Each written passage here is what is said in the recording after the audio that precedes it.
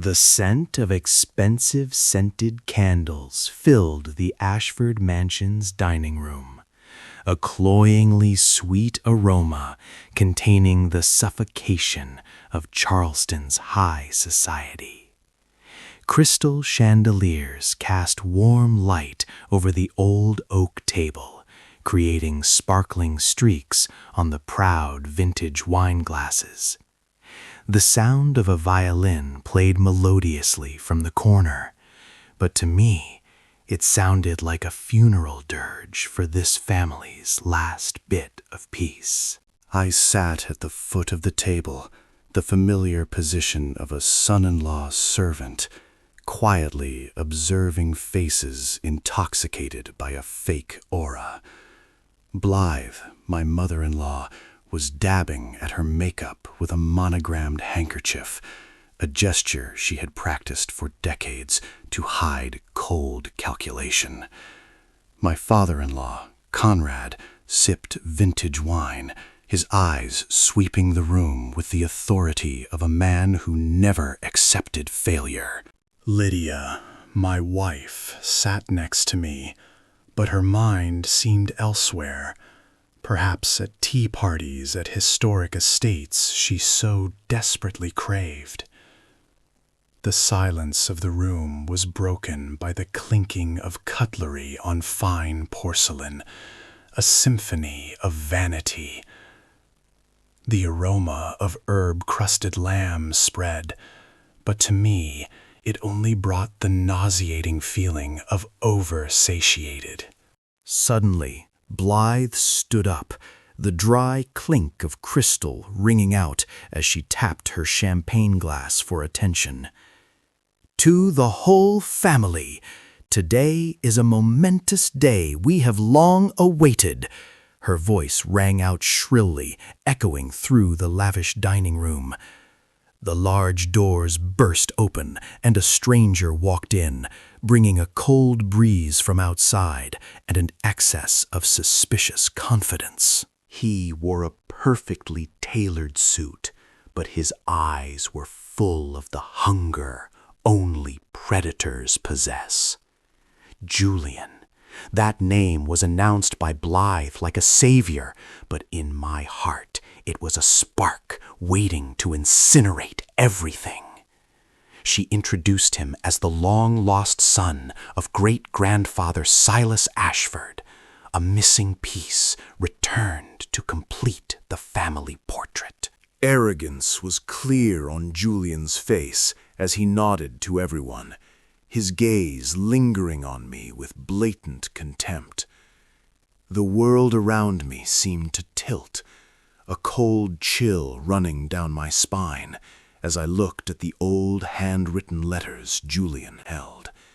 The greed in this room suddenly thickened, so much that I felt breathless, as if locked in a gilded glass cage. The Ashford Trust, which I had spent 7 years of my life reviving, was now facing a storm I hadn't prepared for. I looked at Julian, and he looked back at me, a gaze containing contempt for someone he considered an obstacle. In that moment, I realized the long-standing peace was just a play, and tonight the velvet curtain had begun to fall. Julian approached, his expensive perfume hitting my nose, a scent too strong, too new, too fake to belong to ancient Ashford blood. He placed a hand on Conrad's shoulder, an overly intimate gesture that made me feel nauseous. But Conrad didn't object. Instead, he smiled, a smile he had never given me in 7 years. "Finally, we have a real heir," Conrad declared, his voice full of pride and lethal intent toward me. Those words were like a knife stabbing through my long-standing devotion, confirming that in their eyes I was forever an outsider. Lydia looked at Julian with curiosity, and I saw in her eyes the reflection of greed, the hope for an even higher status. I gripped the napkin under the table, feeling the fine fabric trembling with my heartbeat. Blythe's preparation was perfect, from the handwritten letters to the way Julian entered the room. Everything calculated to strike family pride. She didn't just want to introduce a son. She wanted to overthrow my financial dominance. The room became too hot, too bright, and their laughter began to turn into screeching sounds in my head. I stood up, trying to keep my face as calm and neutral as a stone statue. "I need some air," I said, my voice flat and emotionless, though a tsunami was building inside. They didn't even bother to look up as I walked out, too busy with their new air. I walked through the long hallways, feeling the coldness of the wooden floor under my feet. The scent of deception was so thick I could taste it on the tip of my tongue. It was the beginning of the end, and I knew that from this moment, my battle for survival had officially begun. I am Glenn, a man of humble origins, but possessing the financial intelligence this family desperately needed to save their trust. 7 years ago, this mansion was just an empty shell, brilliant outside, but rotten inside from mounting credit card debts. During that time, I worked 16 hours a day, clearing the massive debts of my brothers-in-law and optimizing every penny.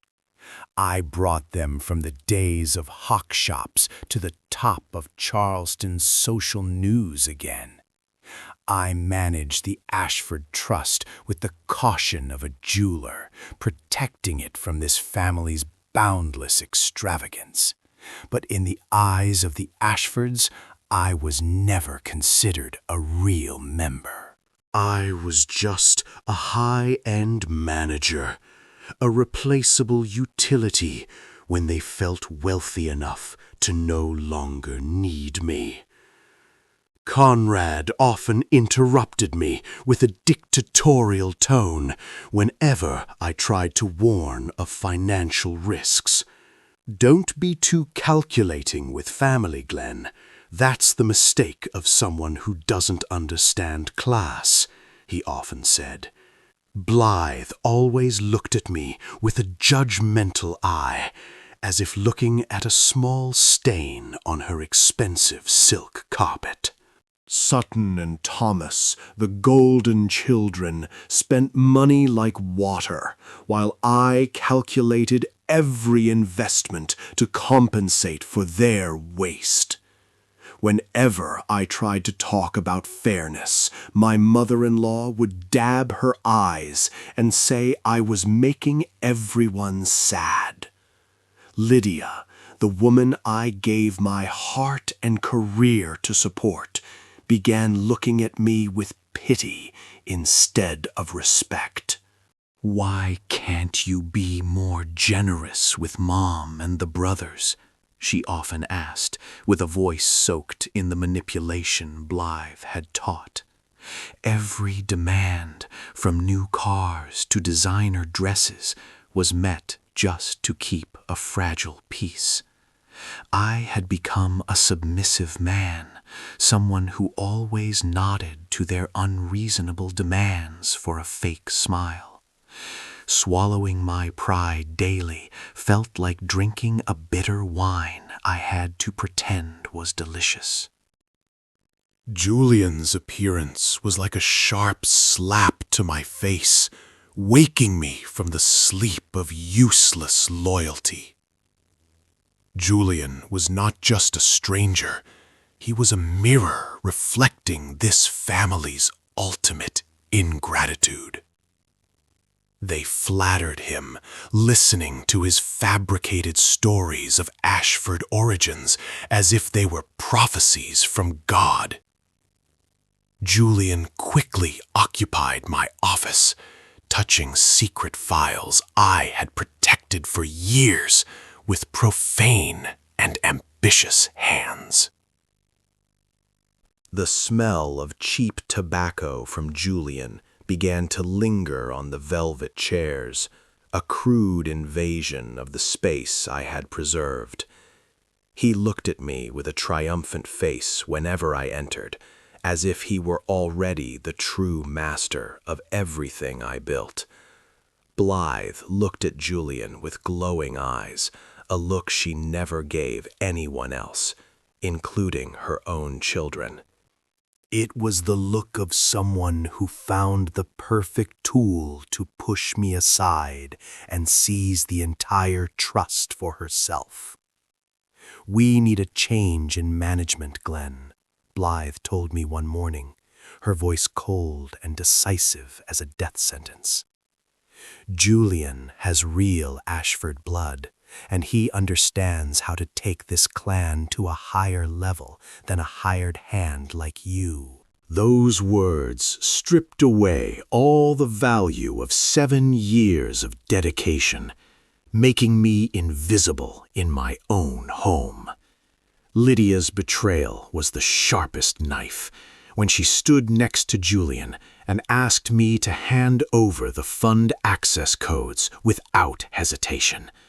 She didn't even dare look me in the eye, only staring at the diamond ring Julian had just gifted her from the family budget. I sat in my dark office, breathing the scent of old paper and oak, feeling 7 years of suppression reaching its final boiling point. Every effort of mine, every sleepless night to balance the books was now discarded by them like scrap after a lavish party. They mocked my humble origins, ridiculed my caution, and believed I would quietly walk away with nothing. But they made a fatal mistake. They underestimated a man who rebuilt this empire from the ashes. The person who understands every corner of the numbers is also the one who knows where the dirty secrets of every family member are buried.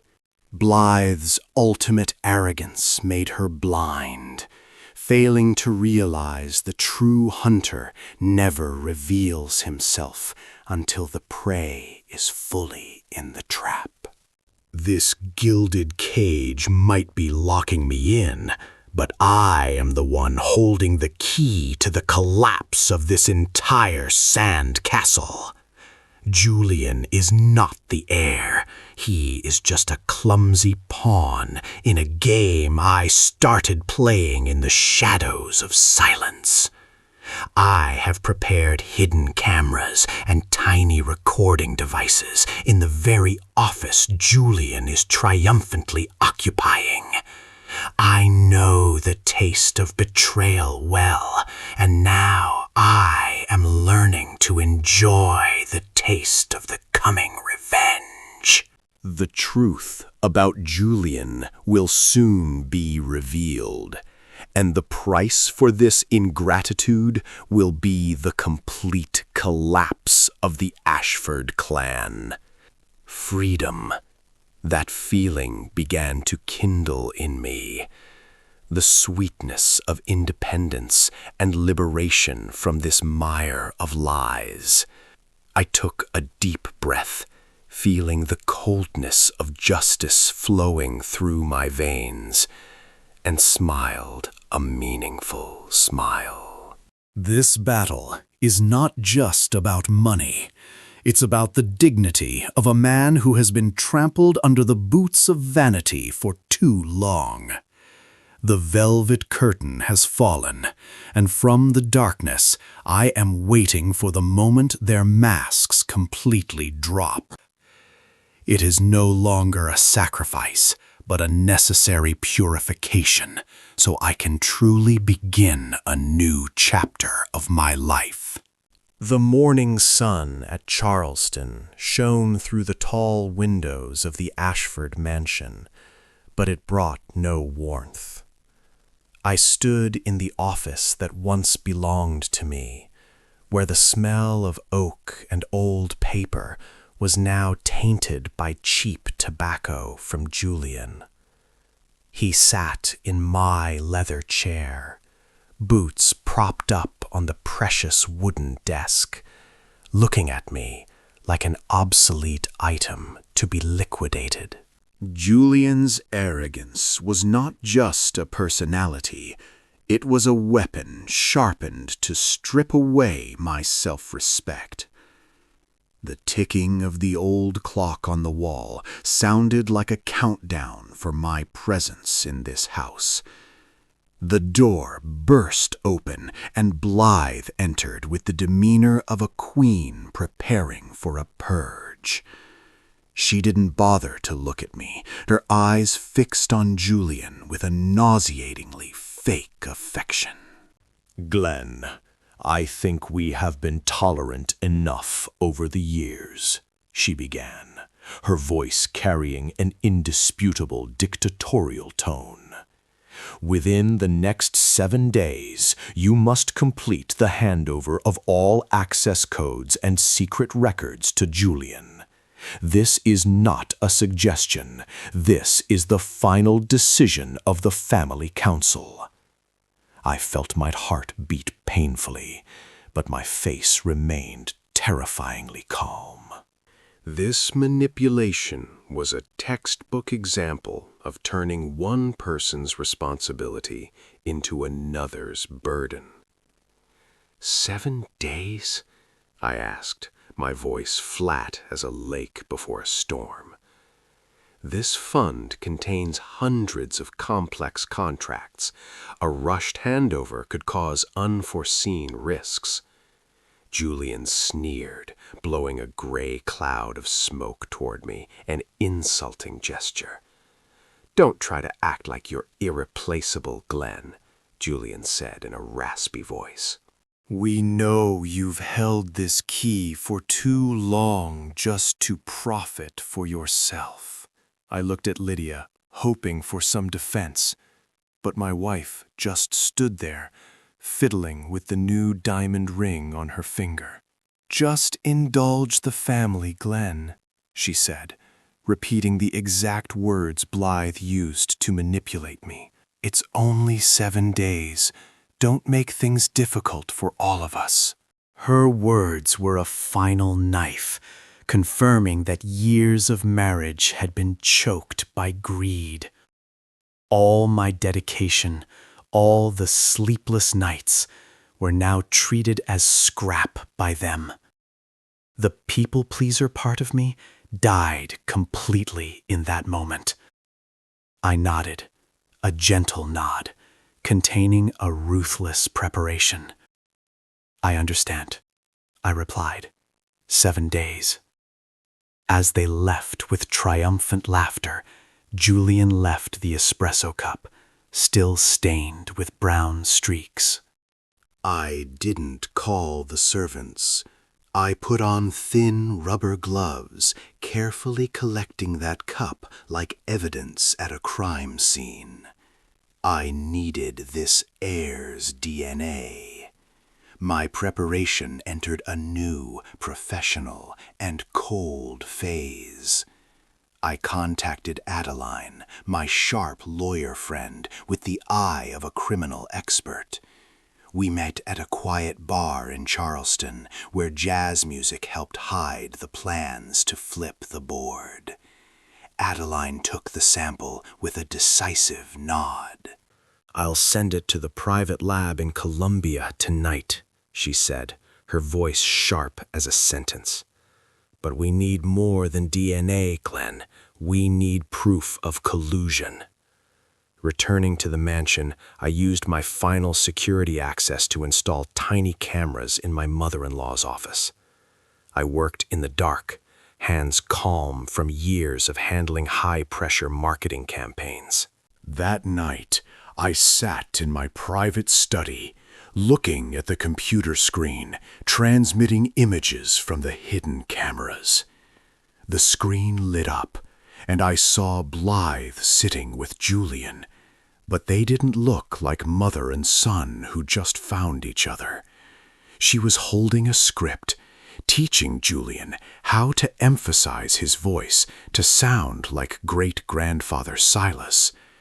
"Remember," Blythe's voice came through the speakers, distorted but clear. "You must make my children believe you are their only savior. When the trust is transferred, 50% of the cash will be moved to my hidden account in the Caymans." Julian nodded, a malicious smile on his lips, the smile of a con artist who just hit the jackpot. "Don't worry, boss. I've practiced this role all my life," the unemployed stage actor replied smugly. I felt a strange serenity seeing this naked truth through the screen. The ingratitude of the Ashford family went far beyond what I imagined, but it gave me the freedom to act without regret. I no longer felt pain seeing Lydia enter the room and hug Blythe, unaware she was being deceived by her own mother. I only saw a matrix of lies slowly tightening the noose around its own neck.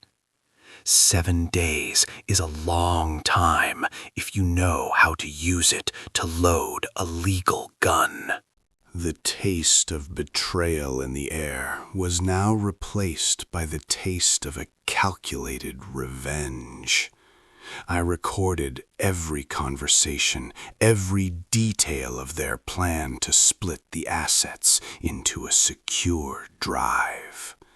The Ashford family believed family is family was the excuse to trample over me. But they forgot that when trust is gone, family is just an empty name for hatred. Judgment Day was approaching, and I would ensure none of them could escape the ashes of this falsehood.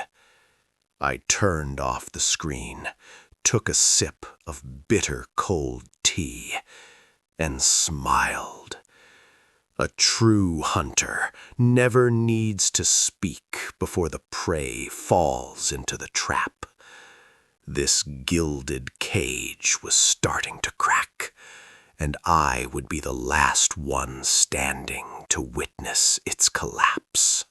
The atmosphere in the Ashford Mansion's great library was thick with tension, like a string pulled too tight, just waiting to snap. The smell of old leather-bound books and floor wax created a solemn scent, but now it was tainted by the blatant greed visible on every face. Late afternoon sun streamed through stained glass windows, shining directly on the round mahogany table where the transfer contract lay like a death sentence. Blythe sat at the center, her hands trembling slightly with excitement, the monogrammed handkerchief crushed in her palm. Julian stood beside her, in a perfect tuxedo, his triumphant smile as bright as the stage lights he had long craved. My brothers-in-law and sisters-in-law, who always looked down on me, held their breath, waiting for the moment they believed they would share a massive pile of money. Lydia stood in the corner, her gaze avoiding mine, fixed on the gold pen on the table, as if it were the key to heaven. "Glenn, have you brought all the records and access codes?" Conrad's voice rang out, dry and authoritative, leaving no room for resistance. I stepped closer to the table, placing the black leather briefcase on the polished wood, the metallic click of the lock loud in the deathly silence. I didn't look at Conrad. I looked straight at Julian, watching the confidence begin to crack in the eyes of that third-rate actor. "I have everything here for the whole family," I said, my voice flat enough to make Blythe frown in suspicion. "But before we sign, I think everyone should watch a short film about the history of the Ashford clan." Julian sneered, a malicious smile he thought was powerful. "Don't waste any more time, Glenn. Your weakness can't save anything." I didn't respond, just calmly pressed a button on the remote control hidden in my palm. The large screen in the library flashed to life, casting cold blue-gray light on the bewildered faces. The images were clear, Blythe and Julian sitting in her office late one night. Sound rang out, as clear as thunder in a clear sky. "You must remember," Blythe's voice in the video rang out, sharp and full of calculation. "You must make the children believe you are the only legitimate heir. Then we can gut 50% of the fund without anyone suspecting." Julian in the video laughed loudly, the laugh of a con artist who just hit the jackpot. "Don't worry, I've practiced this role all my life. Your children are—" The room suddenly became cold as a tomb. Lydia gasped, her eyes full of horror as she realized she was being stabbed in the back by her own mother. The other in-laws jumped up, the sound of chairs banging against the floor sounding like chaotic drum beats. Blythe stood up, her face ashen under the blush, her lips trembling without a word. This is a fake. He tampered with the video," she screamed, her voice breaking in desperation. I looked at her, feeling a deep pity for a soul eaten away by greed to the very root. Video can be faked, but DNA cannot, Mrs. Blythe. I tossed another file onto the table, pages bearing the seal of the state's most prestigious genetic laboratory. The DNA sample from Julian's coffee cup has absolutely no blood connection to the Ashford line. He is not the long-lost son. He is just an unemployed stage actor named Mark Sterling you hired from New York.